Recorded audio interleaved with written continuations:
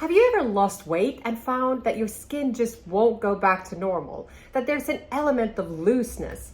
Or do you just have loose skin? Well, it's our elastin that allows our skin to snap back to normal when it's stretched. It's a protein that works together with collagen to keep our skin nice, firm, and tight. So today I'm going to be sharing with you my top 6 tips on how you can restore that skin elasticity, all naturally. So if you tried all the products out there and all the treatments and you're just not seeing the results, or you just want some added arsenal, this video might really be for you. My name's Sophia. I've been working in the beauty and wellness industry for over 15 years, and my mission is to help you become the best version of yourself. Now, witch hazel is a really interesting ingredient that can be found in many skincare products, and there's been some research around this, and that shows that this can help with elastosis. This is the destruction of elastin, and it can really firm the skin and reverse wrinkles. So if you want to use this ingredient, you can actually use witch hazel before you put on your moisturizer. Just dip in a cotton bud or a cotton ball and tap it on your face before applying the moisturizer. Second thing you need to do is have more chocolate, and who wouldn't love that? But it's not any old chocolate. It has to be dark chocolate and high in cocoa flavonols.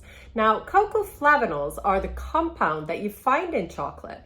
And there's been a lot of research around this, and it has been proven that these cocoa flavonols can actually improve skin elasticity and help with wrinkles. So go out and get that dark chocolate and look for cocoa flavonols of at least 320 grams in the chocolate that you purchase. The third thing you want to do is go out and get yourself some krill oil. This is high in omega-3 fatty acids, in particular EPA and DHA. And this has been shown to reduce inflammation. And this is great news for our elastin, because at the core of aging and disease is often inflammation. So it's important to keep that down. Now, what makes krill oil different to other fish oil is its red pigment. It's called astaxanthin.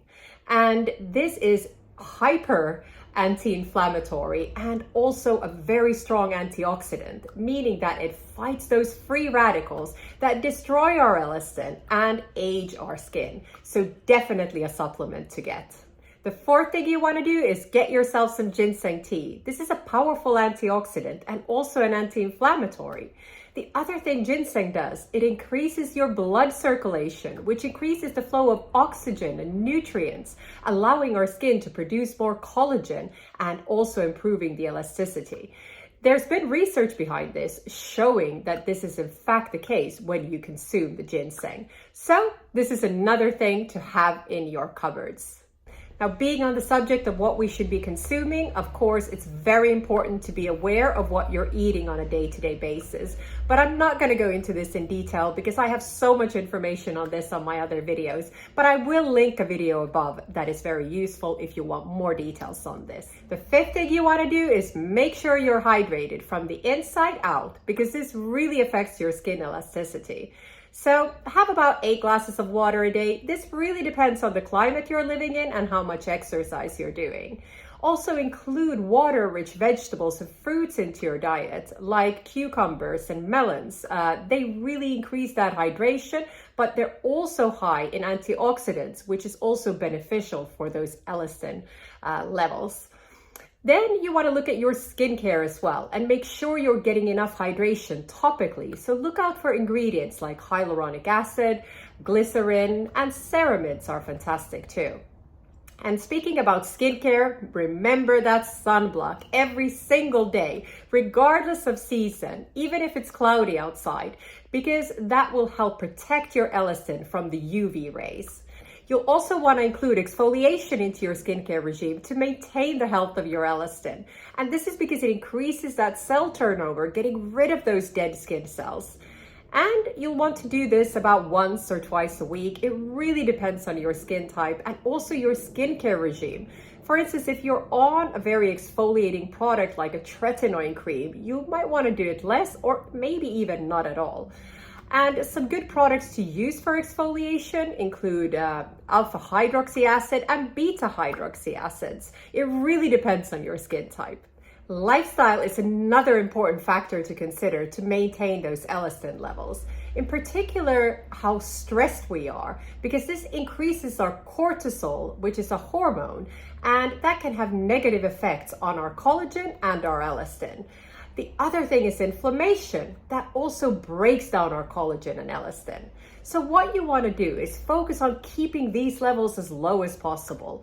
And this all starts with having a good night's sleep. This won't cost you anything, but this really gives your body the chance to regenerate itself and repair itself during the night. Now, the second thing you want to do is exercise on a daily basis. This has been shown to reduce that inflammation, protecting our elastin and collagen fibers. And finally, you'll want to consider doing some mindfulness practices to keep those cortisol levels low. So things like meditation or deep breathing can be very effective.